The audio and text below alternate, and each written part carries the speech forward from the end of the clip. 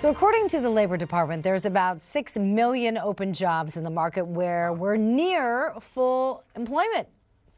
You guys aren't like expected. Pretty good number, right? So in other words, more jobs than there are qualified people. Well, according to Ocasio-Cortez, that's because people have 2 jobs. Yes, that's true. You did have to bring her up.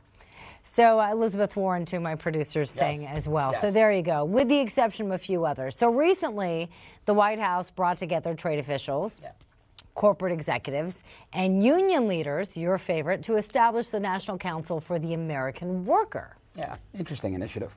And that's exactly where we want to bring in our next guest, Dr. Woody Woodward. He is a workplace psychologist, and he's here to explain the ins and outs of what this new council will do. Thank you so much for being with us today, Dr. Woody. I just want to clarify, you are a psychiatrist or a psychologist? Because I want to get your title right as someone with a PhD as well.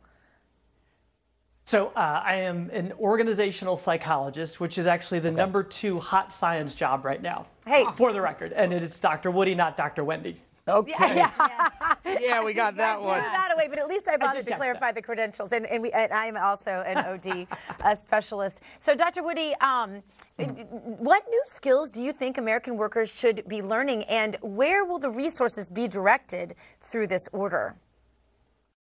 Yeah, this is a really interesting challenge, right? And I think that what the administration's doing, partnering with the private sector, there were actually 23 companies that were at the signing on July 23rd, or I'm sorry, on July 19th, where they signed a pledge to say, hey, we're going to retrain our folks. Because at the end of the day, the people who know best how to train their folks and what to look for in the future are the companies out there leading the charge, right? So you had FedEx, Microsoft, Home Depot, Walmart, all there signing the pledge, and overall, I think it was about 3.7 million job retraining opportunities that they pledged to, right, across all the different companies there, along with some professional associations like those that represent trucking, contracting, and of course the Society for Human Resource Management, which touches over 300,000 HR practitioners. So that said, where are they going to focus? So as you mentioned, he signed both the National Council for the American Worker, along with the American Workforce Policy Advisory Board,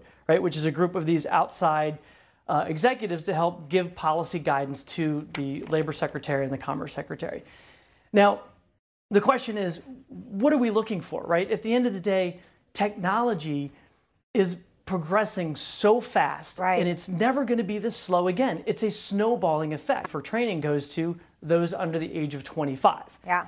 So we have a real interesting challenge, right? And so what he's trying to do, and if there's going to be a big gap, right? And look, at the end of the day, people are living longer, right? 65, what we used to think of as the retirement age, is no longer retirement. According to AARP, I think roughly 10,000 people turn 65 a day in this country.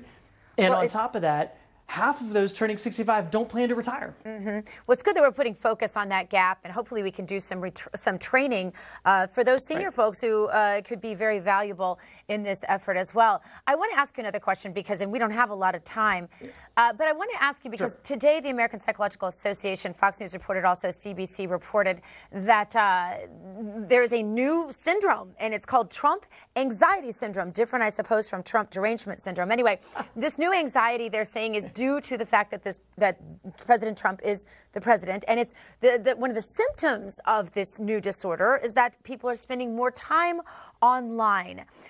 Do you take this with any credence? Because some of the things the APA does I kind of wonder if it's more about people seeking more therapy, frankly, than actually helping them, when it seems to me there's a pretty easy answer: stop spending time with your computer and spend more time with your friends and family. No, or spend more time working as opposed to being online at work, doing non-work related things. That also might be helpful for reducing any anxiety when it comes online. But look, so I haven't seen this study, and at the end of the day, I think the real anxiety that Americans have is jobs, is work, is putting food on the tables, being able to support their families. I think that's what we really do worry about, and that's where the stress comes from. And so that's why I think the move that we're seeing made is actually going to be helpful. But the real stress, I think, that, and the people that I see that I touch in the work that I do, are those who are saying, I don't know what's coming next. So if I'm 65, I may have 15 to 20 more years of a career, and I don't know what to do. So we need to step back and start thinking about what are the jobs of the future. And I can tell you, psychologists, sociologists, the folks that I've talked to emphasize one thing, and that is the continued development of social skill. Yeah, Because and at that the end of involves the day, interacting AI with is gonna take care people. of tasks. And that brings us right back Yes. to what we talked about in the very beginning, that there is this gap in new training for jobs. And hopefully some of these new programs will be addressing that. Dr. Woody Woodward, thank you so much for being with us today. Thanks, doctor. Thank you. So